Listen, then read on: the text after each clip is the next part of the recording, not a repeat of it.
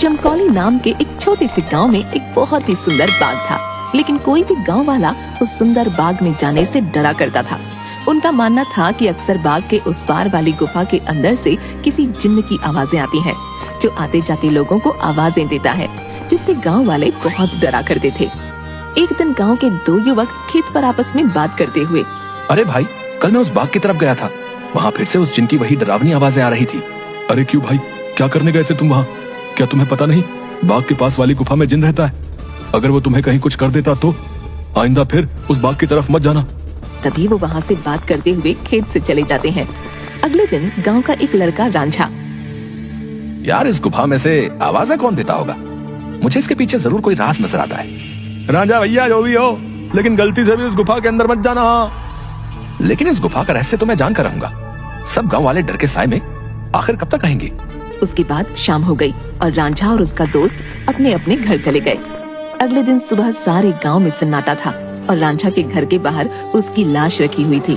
सब रो रहे थे। शाम को बस ये बोल के घर से निकला था कि आज एक रहस्य से पर्दा उठाने जा रहा हूँ। मेरे रांझा की बहादुरी उसे ले डूबी। हाय मेरा बच्चा।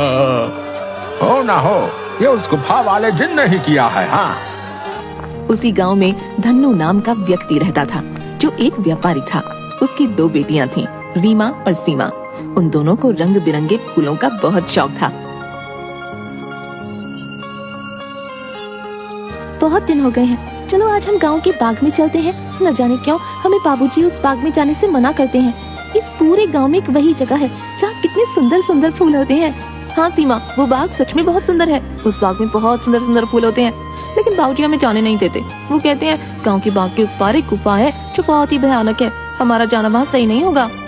लेकिन गांव की रांझा भाई की मौत के बाद तो गुफा और ज्यादा डरावनी लगने लगी है। अरे रीमा, ये सब झूठी बातें हैं, मुझे नहीं लगता वहाँ ऐसा कुछ है। और वैसे भी गाँव वालों ने उस जिन्न को देखा नहीं, बस उसकी आवाज ही सुनी है। अगर सच में वहाँ कोई जिन्न होता तो क्या गाँव वालों के सामने नहीं आता? हाँ, बोल तो सही रही हो सीमा, मुझे भी लगता है कि वहाँ कुछ नहीं है। चलो ठीक है, हम दोनों कल ही बाग में जाएंगे और हो सके तो क्या पता रांझा भाई की मौत का राज भी पता चल जाए। हाँ, कुछ नहीं है, वहाँ हम दोनों सुबह चलेंगे, तब तुम खुद ही देख लेना। लेकिन बाबूजी हमें नहीं जाने देंगे सीमा। कल बाबूजी सुबह किसी काम से शहर जाएंगे, उनके जाते ही हम दोनों बाग में जाएंगे। रीमा अपना सिर हिलाती हुई ठीक है। इसके बाद दोनों बहनें अपने कमरे में जाकर सो जाती हैं। अगली सुबह, देखो मेरी प्यारी बेटियों, मैं किसी काम से शहर जा रहा हूँ। तुम दोनों अपना ख्याल रखना और उस बाग में फूल तोड़ने मत जाना। वो जगह अच्छी नहीं है, कोई भी गाँव वाला वहाँ नहीं जाता। पता है ना, रांझा भी वहीं जाने से मारा गया था। हम दोनों बहनें उस बाग में नहीं जाएंगी।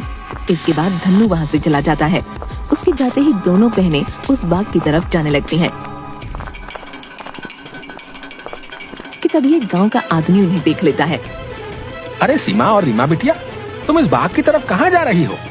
क्या तुम्हें नहीं पता कि बाग की उस